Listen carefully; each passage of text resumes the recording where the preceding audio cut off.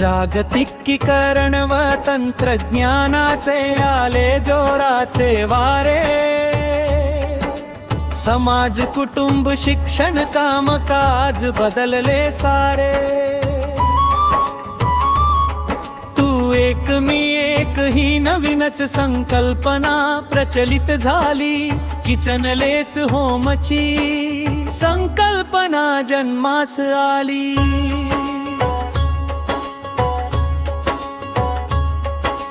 बदलाच्या झंझावातातून कुटुंबे ही झाली न्यूक्लिअर,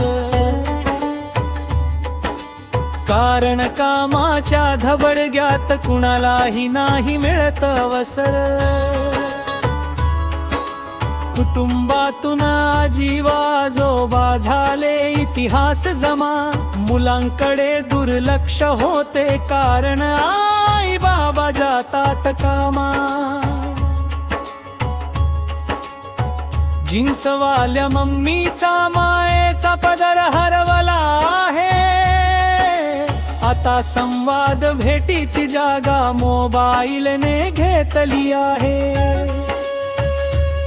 आम्ही दोन आमचे दोन मिळून होतो एक चौकोन, कामाला जाती दोन मग उरलेल्यांना आधार कोण। नात्यांच्या पेक्षा सोशल मीडियावरील तरुण चिडचिड हे वेदावे, मतभिन्नता वाढू लागली यातून।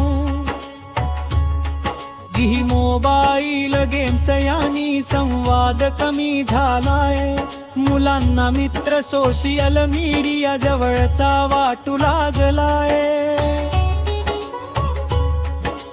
पालक मुलांना महाग कपडे मोबाईल पैसे देतात, मुलांचे सुख व आनंद पैशात मोजून चुक करतात।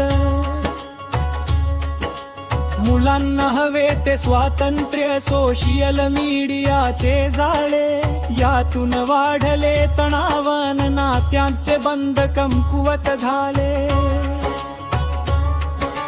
घरात कोणी टीव्ही मोबाईल तर कोणी लॅपटॉपवर, कोणी अभ्यासात बिझी कोणी चालवी कॉम्प्युटर। एकत्र जेवण नाही की संवाद सर्वच असतात अव्यक्त, मगर प्रश्न बनतात गंभीर व नात्यांची वाढते गुंतागुंत। सर्वच प्रभावित आहेत पालक पाल्यांच्या विसंवादाने, कित्येक आयुष्य उद्ध्वस्त केली तुटलेल्या संवादाने।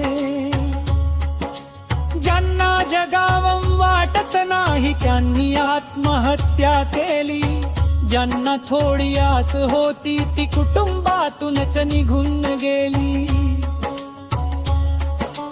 तरुण करतात चंगळवाद स्वैराचार अन बंडखोरी, त्यातूनच ते धजावतात करण्या व्यसने व गुन्हेगारी। पालकांनी पाल्यांची भावना लवकर ओळखावी, चुका माफ करून सुसंवादातून त्यांना प्रेरणा द्यावी। नका अधिकार गाजवू आणि दोष शोधू मुलांचे, स्वतःच्याही चुका मानान करा कौतुक त्यांच्या गुणांचे। जाणा त्यांची शारीरिक मानसिक क्षमता व कुवत, माहित असू द्या त्यांची आवड अभिप्राय व मत। पाले आहे युनिकांच्या विचारांना द्या संस्कार, व्यक्तिमत्वाचे पैलू पाडावा त्याचे मित्र व मेटोर। त्यांचे मार्गदर्शकही तुम्हीच व्हा, तुम्हीच त्याचे व्हा सर्व काही। ध्यानी घ्या तुम्ही मुलांचे आहात पालक मालक नाही। लहानपणीचा सकारात्मक संवाद टिकतो आमरण, मुले राहतील कृतज्ञान सुसह्य होईल म्हातारपण। किसन पाटील म्हणे मुले असतात कॅमेरा, सर्व गोष्टी करतात आत्मसात, सकारात्मक संवादाने फक्त नाती होतात मजबूत.